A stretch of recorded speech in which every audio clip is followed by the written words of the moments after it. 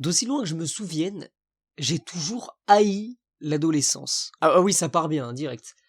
Et quand je dis d'aussi loin, c'est vraiment dans mon enfance. Mais je m'explique. Ce ne sont pas les adolescents.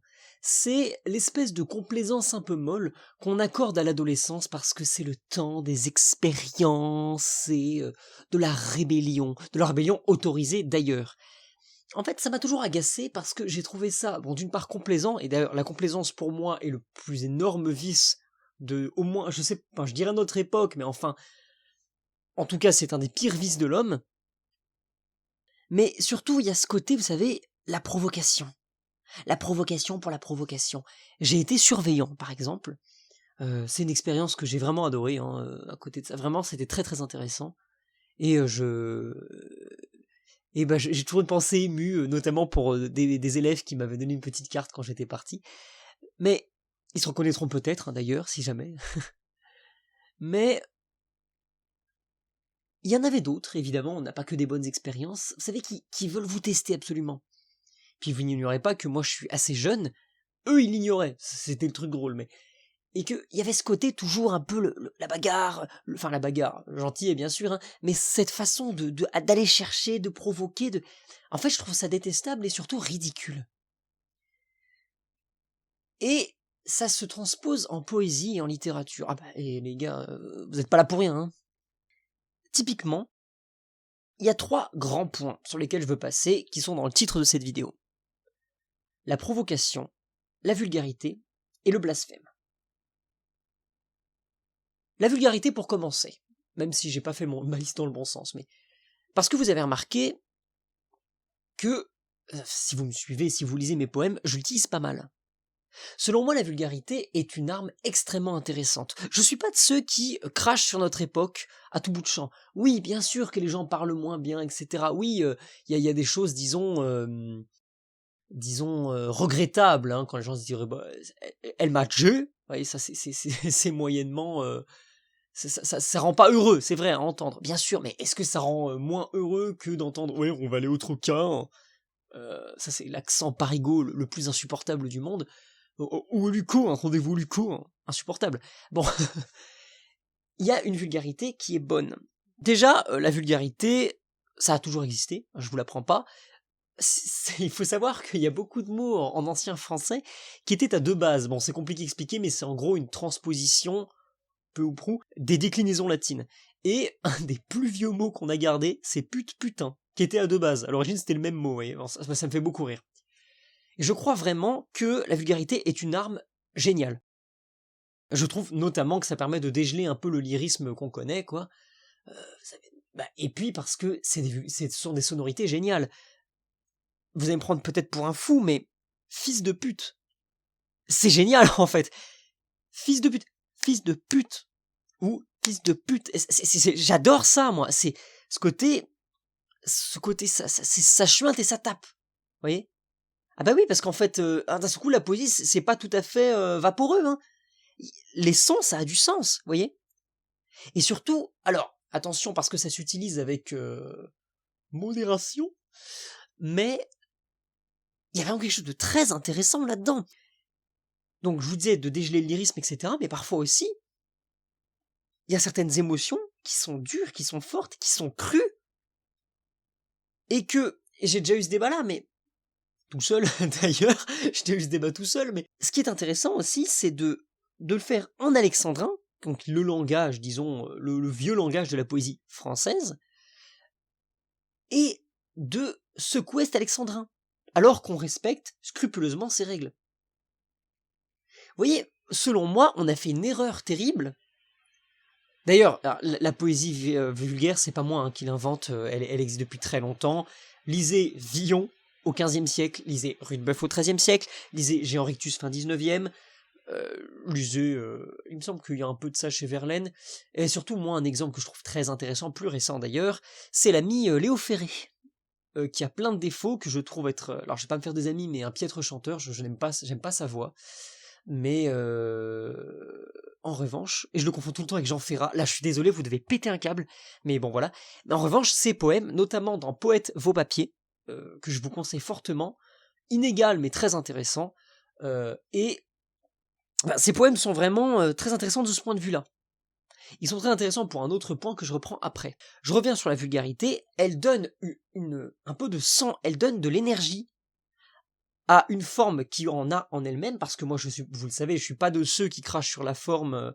Selon moi, la forme ne casse pas du tout le sentiment, elle la sublime. Et là, vous pouvez reprendre l'immédiateté du sentiment. Vous savez, vous glissez, vous faites mal, ah putain, au lieu de faire oh zut alors, je suis tombé, vous voyez, personne fait ça. Et que justement, il y a ce côté-là, vous voyez.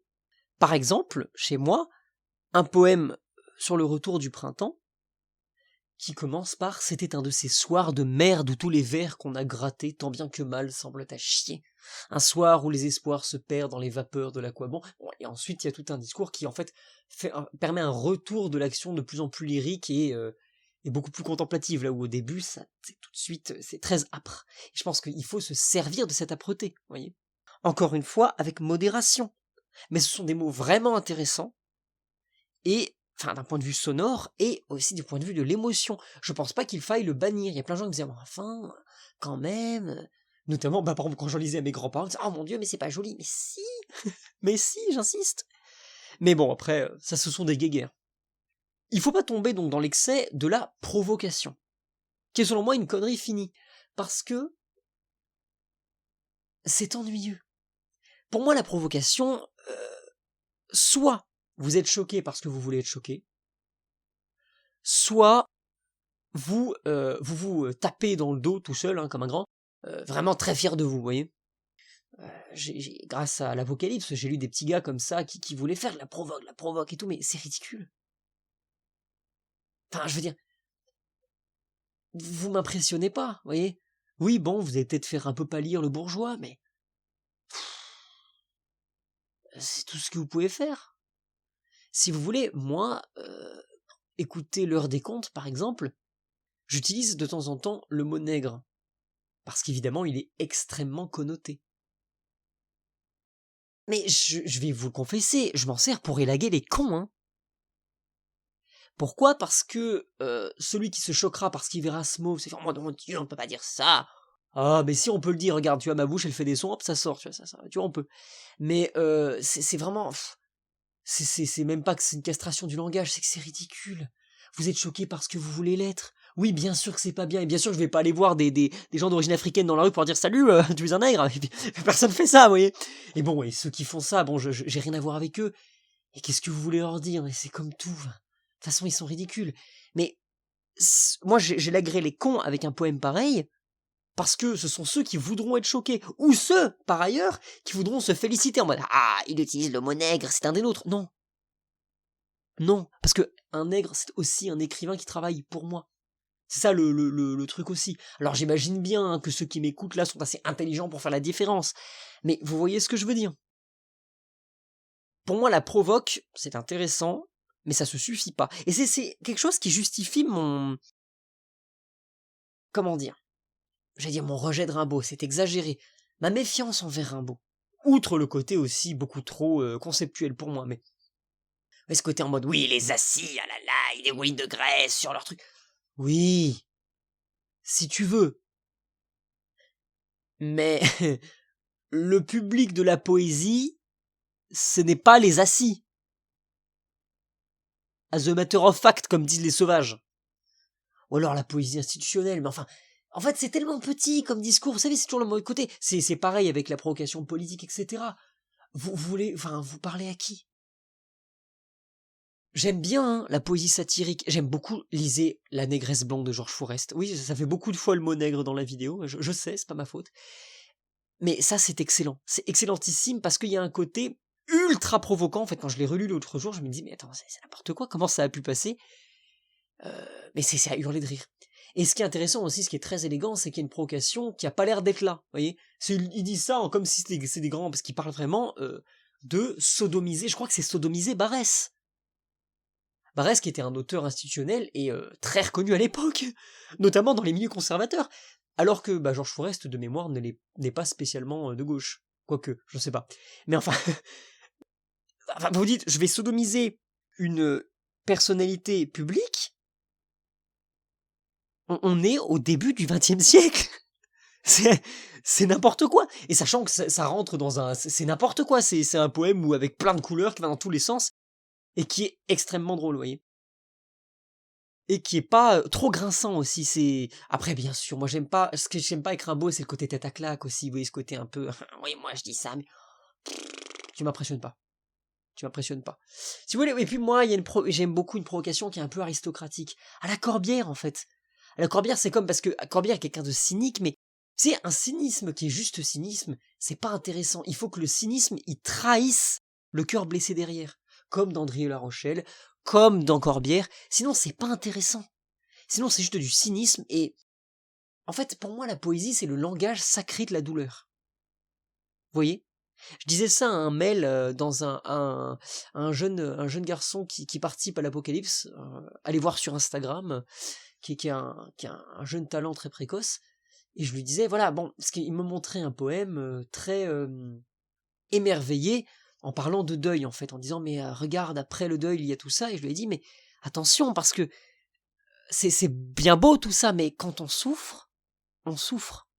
Point. Comme dirait Drieux dans Gilles, je souffre, je me fous de l'analyse. Et quand vous souffrez, vous n'avez pas envie d'entendre quelqu'un vous dire « Ah mais t'inquiète pas, ça va aller mieux. Oh, la personne que tu as perdue, c'est un petit ange là-haut. » Oui, parce que ça, je l'ai entendu, c'est quelque chose qui me fait encore grincer. Oui, mais t'inquiète pas, tu aimeras encore. Mais c'est pas la question. Ce sont ce genre de choses. Et pareil, en fait, ça vaut avec le cynisme. C'est ce côté « Ah, je grince. » Mais moi aussi, je grince. Mais je suis fatigué de grincer. Et là, c'est là que Corbière est génial. C'est à toi que je fis mes adieux à la vie, à toi qui me pleuras. Donc là, on sent le côté très... jusqu'à me faire envie de rester me pleurer avec toi. Vous voyez comme c'est cynique. Comme c'est cynique et doux en même temps. C'est cette binarité qui me plaît énormément. Et il faut que ce cynisme soit coloré, quoi, qu'il y ait du sentiment derrière, sinon il perd même sa raison d'être. Et il faut que cette provocation, c'est bien la provocation, mais elle ne se suffit pas. Je trouve que Rimbaud est une tête à claque, je suis désolé. Pas partout, hein, bien sûr. Et genre dans le bateau ivre, bon, on en a déjà parlé. Mais vous voyez, enfin, moi, les acides, les machins, les trucs... Et donc, j'ai fait provocation, vulgarité. Pareil, la vulgarité, il faut qu'elle serve quelque chose, si c'est juste pour être vulgaire. Enfin, après, c'est rare, une poésie qui est juste vulgaire.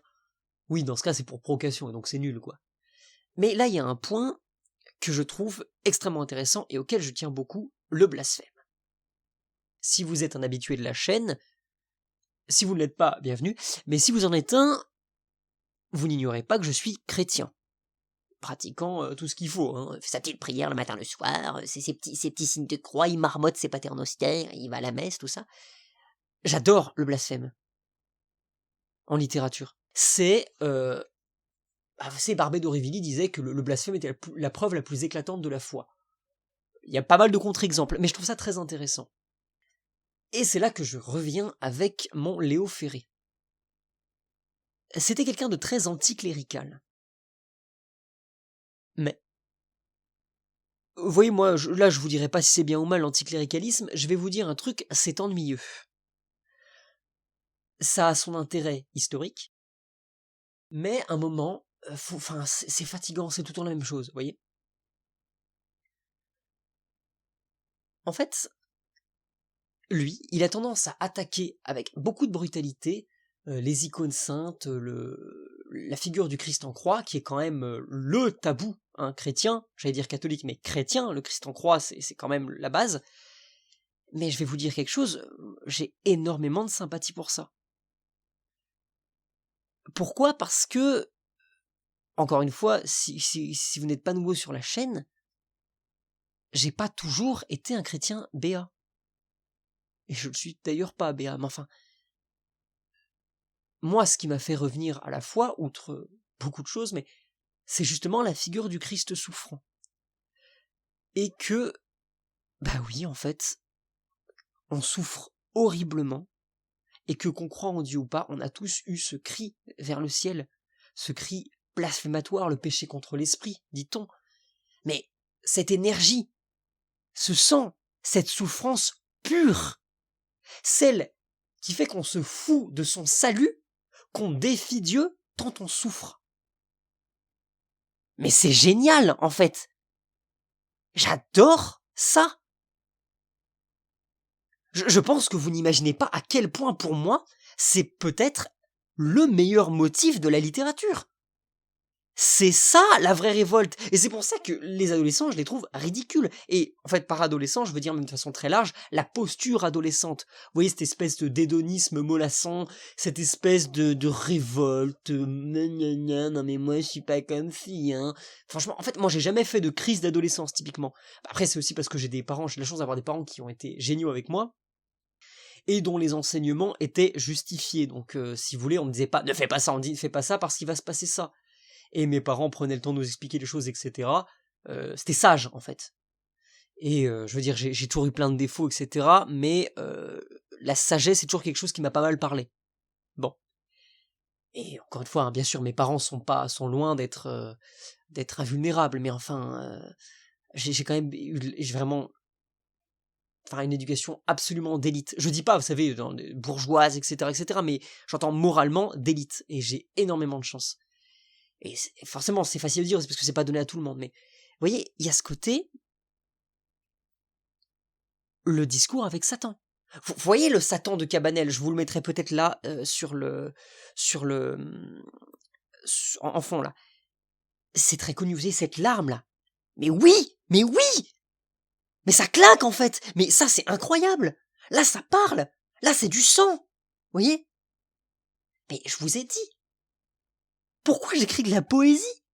La raison pour laquelle j'écris la poésie, c'est parce que j'ai trouvé, en ouvrant au pif les fleurs du mal, le reniement de Saint-Pierre, qui commence, alors bon, c'est une parodie, faut le savoir, donc ça c'est intéressant parce que moi je le savais pas, donc on va dire que ma vocation poétique, c'est quand même fondée sur une parodie, en la prenant au premier degré, ce qui manque pas de piquant, et selon moi c'est bien, ça m'aide à être un peu humble, mais qu'est-ce que donc fait Dieu de ce flot d'anathèmes qui monte tous les jours vers ses chers séraphins?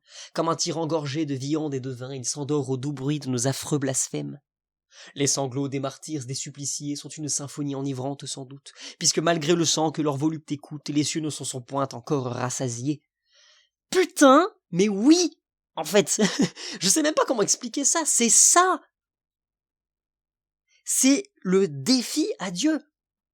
C'est l'acte le plus inconsidéré, parce que vous mettez en jeu votre salut, la vie éternelle. Je veux dire, vous n'êtes pas obligé d'être chrétien, hein, bien sûr, mais enfin, prenez-le comme un motif. C'est comme des très beaux actes, mais c'est comme, et je dis beau, ça veut pas dire bon, hein, attention, mais par exemple, regardez le clip de Glimpse of Us de Joji, anciennement Filthy Frank, les vrais savent. C'est un truc qu'on aime pas mal avec Paris la Vieille. C'est un type qui se détruit par amour, et on voit le côté, c'est complètement bordélique comme clip. Dès le début, il y a une espèce de piano, une voix très douce, etc. Et on voit un espèce de squat immonde avec il y a des animaux dans les pièces, de la bière partout, des trucs dégueulasses, et une chanson très très douce, et puis des types qui foutent le bordel, et on voit des policiers, on voit des voitures qui brûlent, et l'autre qui dit oh là là, et tout ça, et enfin, et qui parle de ça. Mais c'est super en fait. Et le blasphème, c'est le genre de motif, c'est le motif d'une extrême puissance. Et donc tout ça pour dire, je vous en supplie, si vous le faites, parce que c'est quand même pas à mettre entre toutes les mains, mais si vous le faites, faites-le bien. Ne vous arrêtez pas à dire « Ah, les prêtres !» Déjà parce que, waouh, le niveau de la révolte, hein, c'est Jacques Prévert le bordel, c'est ce niveau de « Ça va, tu arrives à vivre avec tout ce courage c'est pas trop lourd ?» Non mais vraiment, il y a un côté... Oui, le Vatican, bon, mais il pèse plus rien, si vous voulez. Oui, les prêtres, enfin... Oui, enfin, ils sont dans leur petite église, ils se font égorger les mauvais jours, et bon, ils engraissent les cardinaux, les évêques. Bon, oui, l'église, si vous voulez, mais adressez-vous à Dieu. C'est ça qui compte. Par pitié, ça, mais oui. Là, tout de suite. Vous voyez, là, récemment, et alors, soit je l'aurais posté avant, soit après, j'ai pas encore décidé. J'ai lu récemment les poèmes de Lassner que je cherchais depuis des années. Des putains d'années, c'est pas une blague, hein. J'exagère pas. Lassner, c'est un type qui était un assassin, qui a eu une éducation assez, j'allais dire aristocratique, mais pas tout à fait, bourgeoise, qui a été guillotiné en 1836. Et il écrit des poèmes que j'adore. Bon, déjà, il y a des vers répétés. Moi, quand il y a des vers répétés, de toute façon, vous savez, il y a au moins une demi-molle. La classe. Mais, en fait, il est condamné à mort, et en gros, il prépare ses poèmes avec beaucoup de classe. C'est ça aussi dont je vous parlais, la provocation un peu aristocratique. Ça, j'aime bien, vous voyez. Celle qui prend même, qui provoque sans prendre l'air d'eux. Ça, c'est merveilleux. Moi, j'adore. Et, et ensuite, il y a un côté aussi où, alors, on rappelle, hein, en 1836, on a un roi en France. Alors, certes, on n'est plus sous Charles X, le pseudo-fanatique, mais enfin, en fait, Lassner n'est pas clair sur après la mort. Je vous le conseille vraiment, hein, c'est pas long du tout, ça va souvent avec ses mémoires que j'ai pas encore pris le temps de lire, ça attendra pas mal je pense, parce que c'est vraiment les poèmes que je voulais lire, mais c'est vraiment très intéressant, c'est super intéressant, c'est vraiment bien, ce sont des poèmes qui ont les topos de l'époque, les topos sont, enfin les topoi d'ailleurs au pluriel, excusez-moi, ça veut dire les lieux communs en gros, donc oui il parle de sylph, oui il parle un peu de ça, mais il est beaucoup plus léger et beaucoup plus varié sur ses rimes que la poésie de l'époque, donc j'aime beaucoup. Parce que là on est encore au premier 19e, hein, ou presque, c'est effectivement la première génération de romantique. Et sur la question de Dieu, je ne résiste pas à vous lire des vers, si je les retrouve. Voilà, par exemple, dans Idée, heureux mortel qui rêve que l'on t'aime, ah puisses-tu ne t'éveiller jamais, un cœur sensible et dupe de soi-même, tout sentiment est suivi de regret. N'aimer que soi, tel est le but suprême que la nature a posé de sa main. S'il est un Dieu, Dieu se complaît, il s'aime, il se suffit, est son unique fin. Certes, la révolution est passée, etc. Et puis, c'est pas encore trop dur, hein, comme blasphème. On est bien d'accord. Mais c'est fin. C'est fin et c'est vraiment intéressant. Si vous voulez du blasphème vraiment qui tabasse, allez, bon, déjà chez Baudelaire, quand même. Et parce que bon, une prière à Satan, oui, là, on fait difficilement pire. Mais faites attention quand même avec ces choses-là, s'il vous plaît. Mais sinon, bah, chez Léo Ferré, chez un peu tout le monde, c'est vraiment très intéressant. Par exemple, vous avez aussi, il y a ce côté, à un moment, justement, il y a un poème qui s'appelle Prière, où, alors, je sais pas si c'est vraiment converti, j'ai pas encore lu ses mémoires, je vous dirais, mais et il négocie avec Dieu, avec une espèce de à la fois d'humilité et en même temps vraiment de la provocation qui est géniale. Mais non, mon Dieu, ta bonté paternelle n'a pu vouloir enfanter pour punir, c'est infini, Dieu, vengeance éternelle, c'est l'homme seul qui put les réunir. Être parfait, c'est horrible vengeance, jamais ton cœur ne saurait l'ordonner. Du Tout-Puissant, la justice, c'est clémence. Si j'étais Dieu, je voudrais pardonner. Si j'étais Dieu. Rien que ça. Mais oui, en fait, c'est ça. En fait, ça m'énerve, j'ai l'impression que personne ne comprend ça. Jetez-moi ce Prévert à la poubelle, il pue la merde, et croyez-moi, il aura sa place dans mes rancœurs. Faites du blasphème qui tape. Vous voyez? Insultez Dieu. Alors, faites pas gratuitement, c'est aussi si vous souffrez, soyez aussi authentique dans vos poèmes. De toute façon, ça se sent. Mais, vous voyez, il y a récemment, il y avait un poète chrétien qui m'a dit, ouais, écoute, j'arrive plus du tout à écrire, j'en ai marre et tout. Voilà, il y a ça. Et en gros, il me montrait un poème où il disait qu'il arrivait plus à prier, tout ça. Mais je dis, mais tu veux pas... Là, tu dis déjà, oh, j'arrive plus à prier, c'est énervant. Mais révolte-toi. Là, la vraie révolte, hein, pas la société elle est trop méchante. Non, non, là c'est qu'est-ce que c'est que cette putain de terre que enfin tout est souffrance ici-bas, mais j'en peux plus. Le psaume 80 mais en énervé si vous voulez, le psaume 22. Je l'ai déjà cité beaucoup. Et c'est pour ça que moi j'avais écrit une villanelle, donc un poème très chantant, paradoxalement, où je reprends la parole du Christ, mon âme est triste à en mourir. Et à la fin, où j'ai une formulation très orale, évidemment, justement pour jouer avec ça. Fils de Dieu, veux-tu pas venir? C'est le moment, je suis brisé, je suis lassé de me salir, mon âme est triste à en mourir. Il y a aussi, si vous entendez bien, il y a quand même, quoique léger, un détournement de la putain d'évangile. Pardon Seigneur. C'est pas anodin, voyez? Et quand même, peut-être que vous n'êtes pas chrétien, hein, non, sans en déconner. Je veux dire, mais ce sont des textes puissants, ce sont des cris de l'âme, voyez? Faites pas dans la demi-mesure. Si vous crachez Jésus sur les prêtres,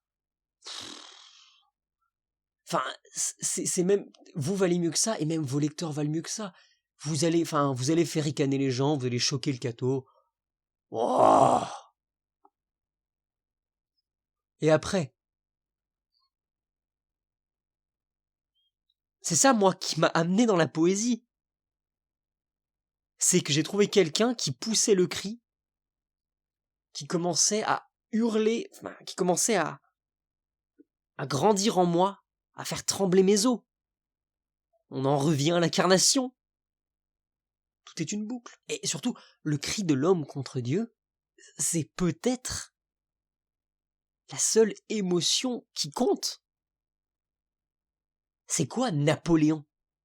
C'est quoi Napoléon sinon un putain de défi à Dieu? Pourquoi les conquérants se faisaient diviniser selon vous? Ah, c'est un péché, je dis pas. Hein. Et ça défonce sa mère.